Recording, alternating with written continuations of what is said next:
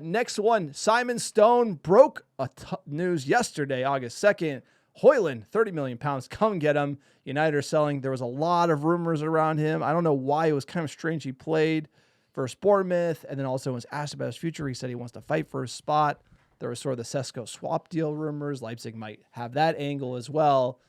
Is United posturing for 30 million in the deal with Leipzig, or they just want to get rid of? We're not going to get rid of Hojlund if we don't get somebody in. What does this mean? What does this say? Let me know, sir. I mean, this story has moved fast. And as of last week, when it was clear that United wanted Sesko as an number one target, it was immediately brought up in the German press that they're actually very much interested in Hojlund because they know they can get a cut rate price. He's still young. He fits the profile perfectly for an RB club where you buy cheapish and then you turn him around, have him a good season, and then you could see them selling him for double back to Manchester United, or you know what I mean, or to the equivalent to Newcastle when their next signer, striker they sign goes somewhere else.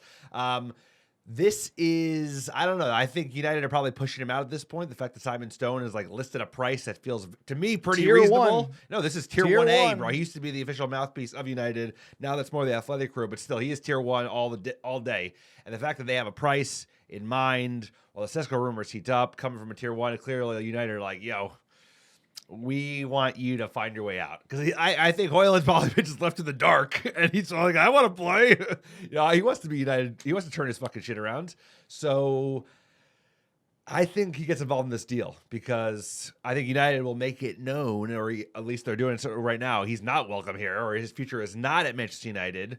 Let's combine him in the deal with Sesko, get it 40 million. I think you get a little bit more than 30, pay them 80 or 70, whatever it is, and then that's the deal, but then you still need to get another 9. You still need another. It's interesting timing to drop this. It's almost from like Stonesy. They're this is United pushing info out, right, through Stone, and 30 million is basically saying, hey, Leipzig, you want him. This is the value, and so I feel like this is posturing from United for a deal, right? And so it could get interesting, but Sesko has to want United, and then all the parts have to fall into place because we've heard nothing from Italy. There were some rumors around Italy. We've heard nothing. So it's kind of strange that Hojlund, all of a sudden, this price tag would drop in the midst of this transfer deal. But as far as Hojlund's concerned, he struggled. We talked about it on the live stream. We were covering the match for Everton. Hey, if you play Hojlund next year and he's not good, he's worth 0. And you could get something for him now potentially that you can invest in, maybe a Sesko or a Watkins. It does make front office sense that you're taking a lot of risk bringing Hojlund back for year 3. I think given his age and profile, I think if 30 is the best you can get, I would be willing to give it another go around just because he's 22. He's 6'4".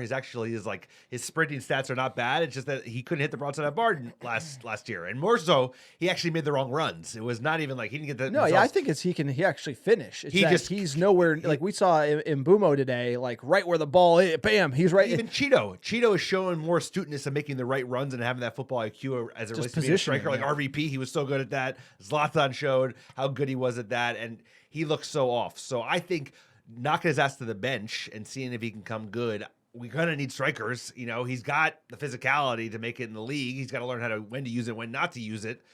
But that's where you bring in Sesko and you keep him and you're like, fuck it. This is competition between 2 young kids. They're both 22. They both got to prove it. But I think this doesn't, if you think about it, having another young guy next to Sesko is probably not good because then you switch to Hojlund and then it's just one of those things where it's an interesting. You want Sesko and Watkins, that would be the combo. You want a veteran and then a young striker. Right. And this is, again, United we are taking what the market gives us. It's interesting. We're going to keep you posted. But the fact that Hojlund was asked about his future, he said he wants to fight for his spot. It felt like he had to get out and say something because someone was wheeling and dealing and almost getting him out of the club. And he clearly doesn't want to leave. Lots of drama here as it relates to strikers. We're going to keep you posted on the pod.